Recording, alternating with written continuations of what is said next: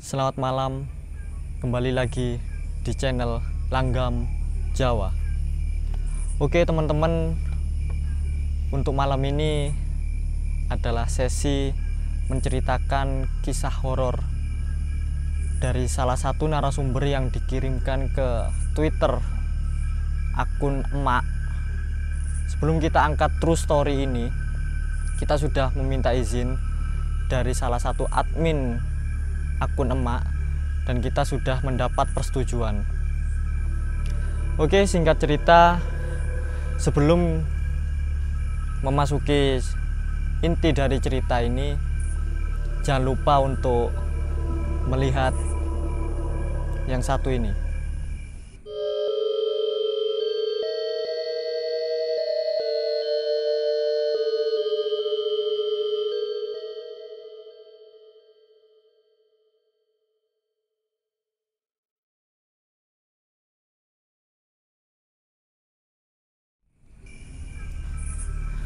Oke teman-teman, Langgam Jawa, cerita ini didasarkan dari kisah nyata yang dialami oleh Mbak Nana dan sang suami. Mbak Nana dan sang suami ini adalah suami istri yang bertempat tinggal di daerah kota Surabaya. Sang suami yang bernama Mas Randy memiliki suatu usaha yang berada di salah satu kota Batu, usaha penginapan yang diwariskan dari ayahnya, almarhum ayahnya, yang kemudian dikelola oleh Mas Randy sendiri. Singkat cerita, selama 4 tahun belakangan, Mas Randy dan Mbak Nana selalu mengontrol ke penginapan usaha Mas Randy itu sendiri. Mas Randy mendapatkan email, mendapatkan laporan bahwa kinerja dari karyawannya menurun. Akhirnya Mas Randy memutuskan untuk mengontrol ke tempat usahanya beserta Mbak Nana. Singkat cerita, Mas Randy dan Mbak Nana mempersiapkan keberangkatannya untuk menuju ke usahanya yang berada di kota Batu. Prepare,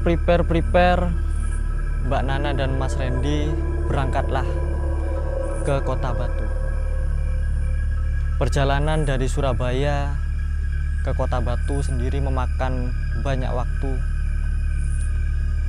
karena berada di kemacetan Surabaya. Akhirnya mereka sampailah di kota Batu itu perkiraan sekitar jam 10 malam. Untuk informasi, Mbak Nana adalah seorang ibu rumah tangga yang mempunyai kepekaan terhadap hal-hal seperti mistis. Mas Randy sendiri sudah menyadari akan kemampuan yang dimiliki oleh istrinya.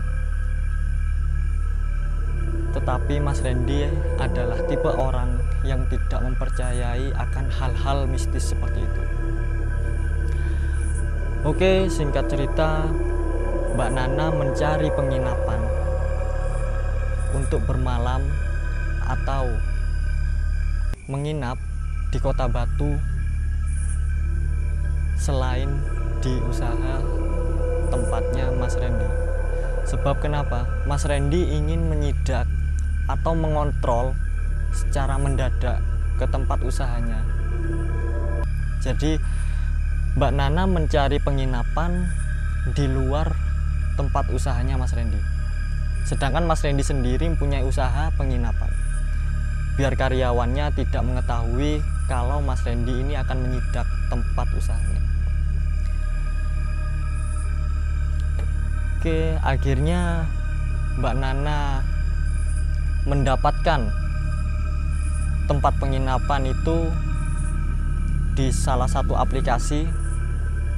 Mbak Nana mendapatkan sebuah penginapan dengan fasilitas bintang 3 dengan harga yang murah, dengan diskon yang awalnya harga 300.000 menjadi 100.000. Akhirnya Mbak Nana sudah booking tempat itu dan berangkatlah mereka ke Kota Batu. Sampai di Kota Batu pukul 10 itu mereka langsung check-in. Setelah mereka check-in, mereka dimintai untuk KTP, data diri, dan KTP-nya untuk diserahkan di resepsionis. Resepsionis mengantarkan mereka berdua ke kamarnya yang berada di lantai 2. Selama perjalanan dari resepsionis ke lantai 2 itu sendiri, Mbak Nana sudah merasakan hawa yang berbeda dari biasanya. Mbak Nana sudah punya pemikiran kalau di Kota Batu sendiri mempunyai hawa yang dingin. Dan hawa dingin itu berbeda dengan apa yang dia rasakan seketika sewaktu Mbak Nana itu masuk ke dalam hotel itu. Berjalanlah Mbak Nana, Mas Randy, dan resepsionis itu ke kamarnya. Mbak Nana berada di belakang sendiri, sedangkan Mas Randy di depannya dan resepsionis itu di depannya lagi. Mbak Nana yang di belakang sendiri itu merasakan hal-hal yang seperti hawanya itu berbeda. Sedangkan untuk dari lantai pertama ke lantai 2 itu jaraknya nggak terlalu tinggi banget. Mbak Nana itu sudah mengeluarkan keringat dengan butiran yang tebal-tebal. Seketika itu Mas Randy menyadari melihat kondisi Mbak Nana seperti itu. Akhirnya Mas Randy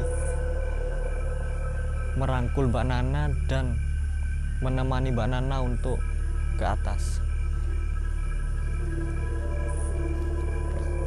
Setelah sampai di kamar, di depan kamar, Mbak Nana ini melihat lorong panjang gelap, dan di ujung lorong itu terdapat satu sofa yang membuat Mbak Nana penasaran.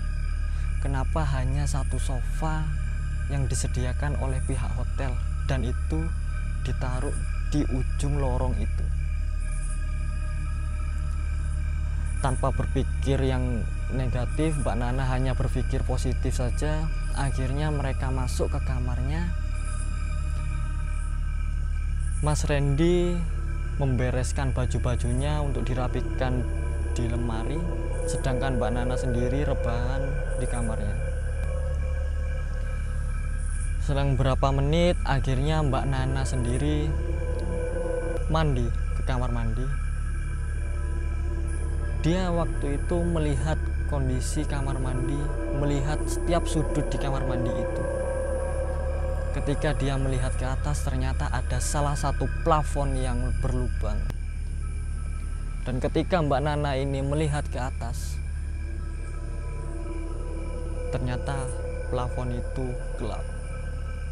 Gelap banget. Hanya ada kayu-kayu yang sambung menyambung. Mbak Nana hanya berpikir positif saja. Mbak Nana nggak berpikir kemana-mana. Akhirnya Mbak Nana mandi. Setelah mandi, akhirnya Mbak Nana keluar. Dia ganti baju. Suaminya Mas Randy ini akhirnya yang mandi. Setelah Mas Randy mandi, singkat cerita, mereka berdua tidur di kamar. Setelah itu jam menunjukkan sekitar pukul setengah 12, jam 12 malam. Mereka masih melihat TV, sedangkan Mas Randy sudah mulai terlelap. Akhirnya Mas Randy tidur duluan. Posisi mereka bertidur itu, Mbak Nana ada di sebelah kanan, sedangkan Mas Randy di sebelah kiri, di dekat jendela. Mbak Nana ini di sebelah kanan, sedangkan di sebelah kanannya ini ada meja tempat lampu.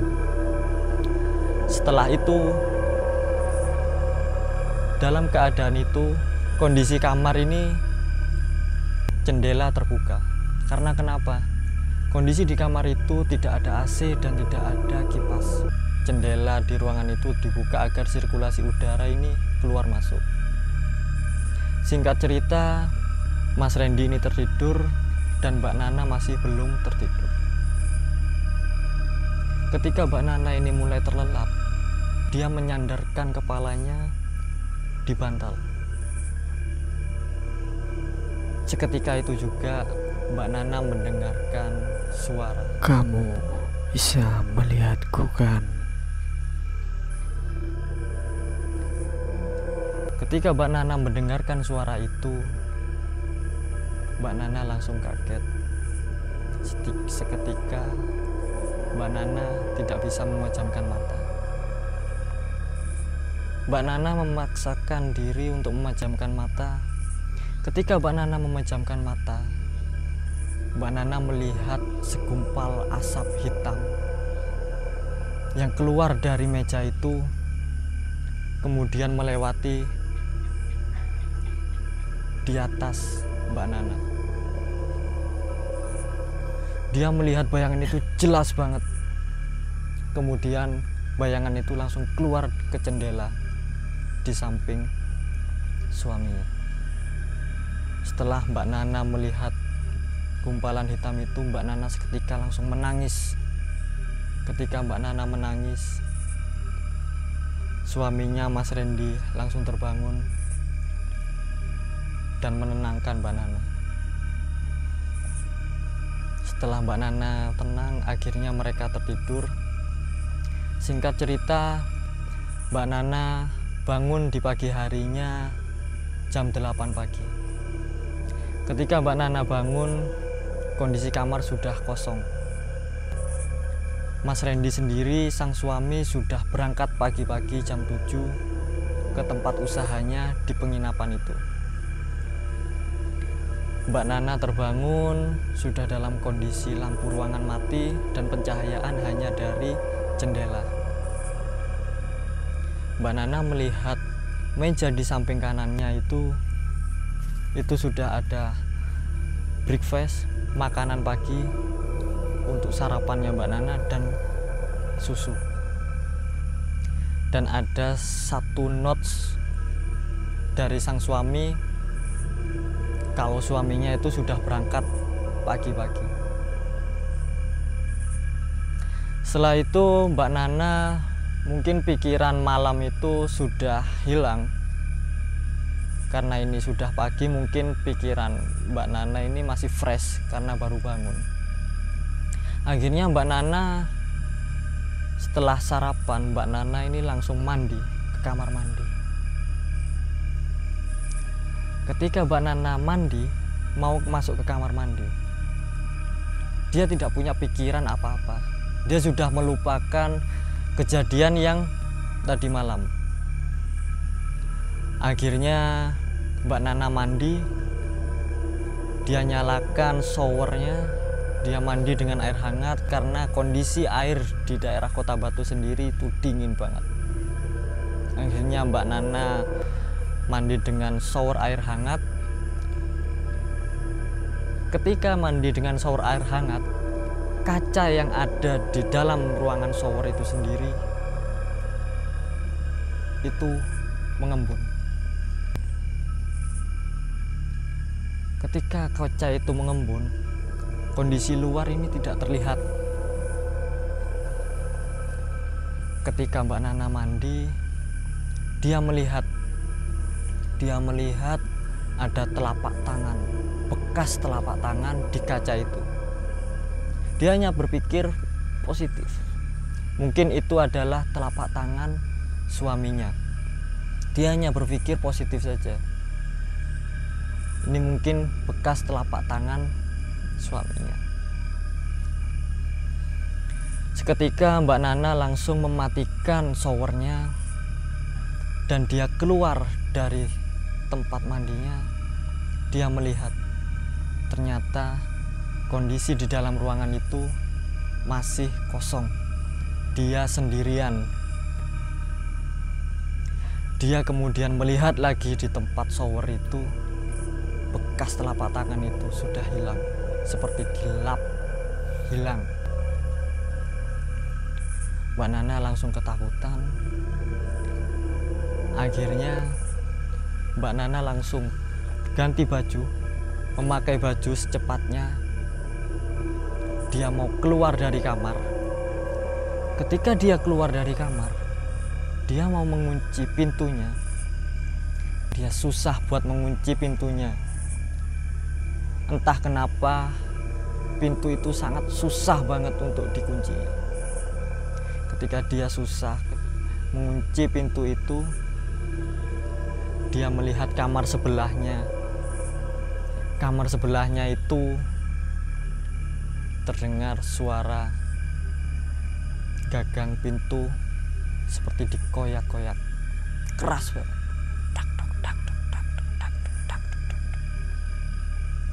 Dia panik. Seketika dia panik. Ketika dia panik, dia memaksa pintu kamarnya itu, terus memaksa. Dia berpikir kalau dia lari, pintu itu tidak dikunci. Di dalam kamar itu masih ada barang-barang berharganya. Gagang pintu itu semakin keras.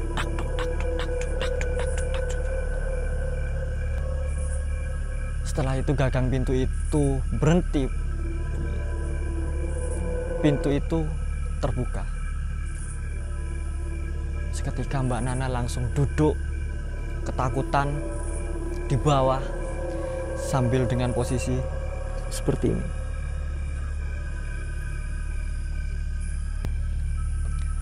Mbak Nana ketakutan, ternyata di dalam kamar sebelah itu terdapat satu pasangan yang keluar.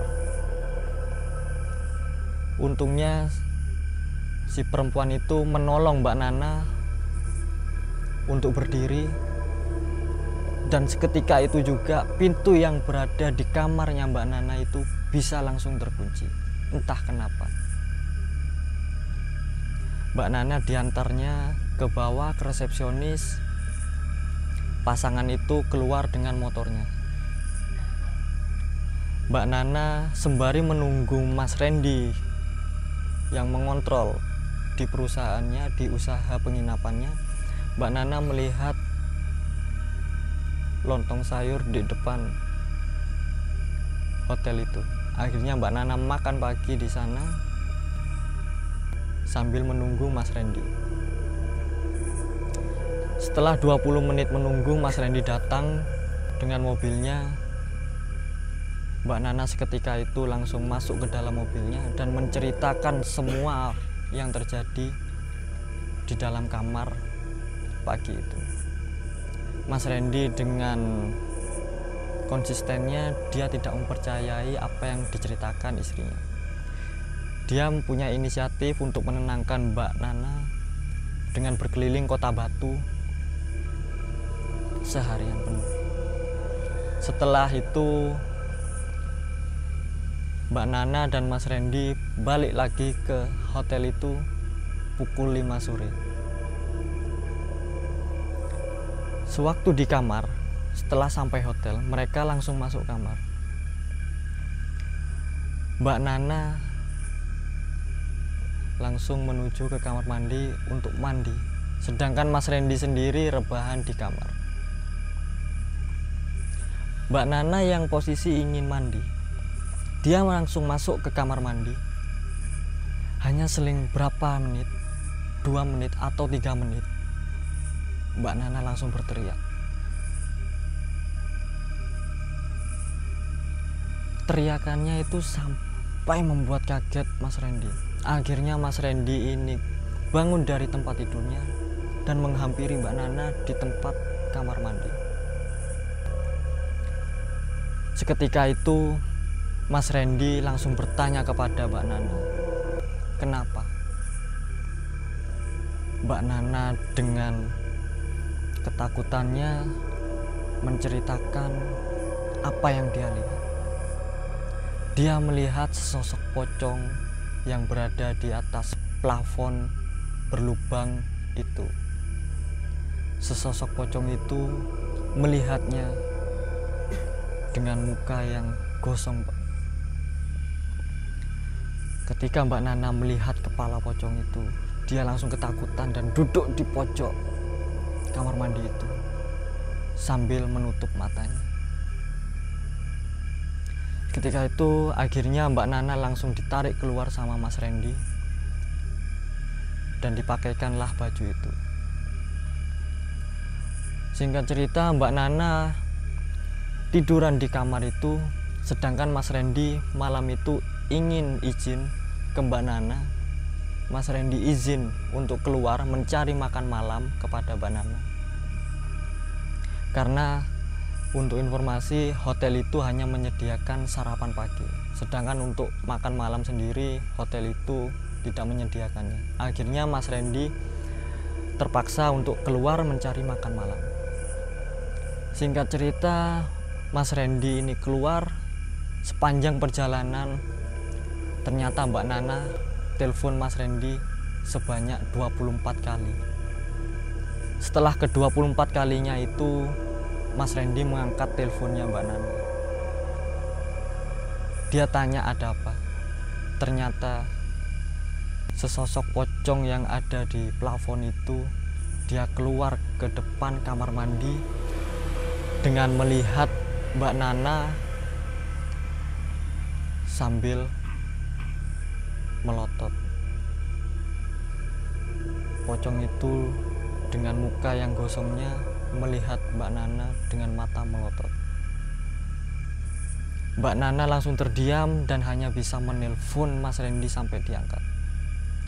Mas Randy sempat kesal karena Mbak Nana tidak pernah sampai kayak gini selama diajak untuk kontrol ke usahanya.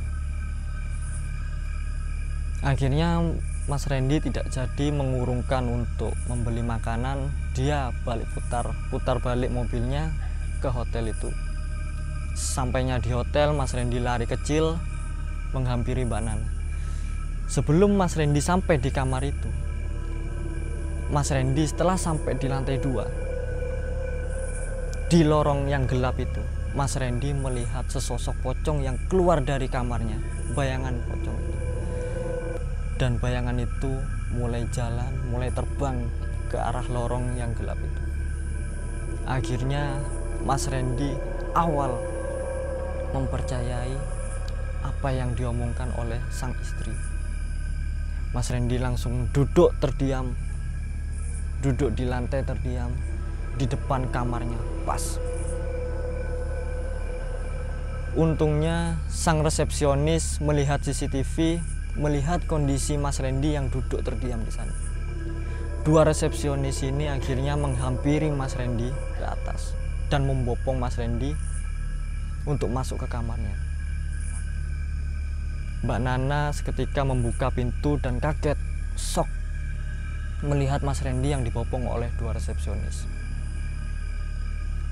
Saat itu juga Mas Randy dan Mbak Nana prepare membereskan barang-barangnya untuk check out langsung dari tempat itu.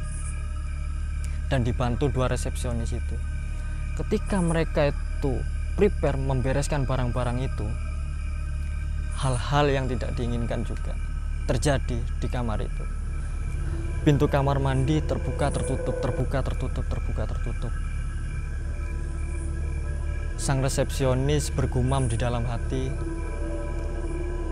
ya ginilah kalau mencari kamar yang ada diskonnya. Mungkin ada cerita di balik horornya kamar itu. Mungkin juga kamar itu tidak untuk disewakan buat umum. Setelah itu mereka mengunci pintu itu, mereka keluar kamar. Mereka berempat keluar kamar.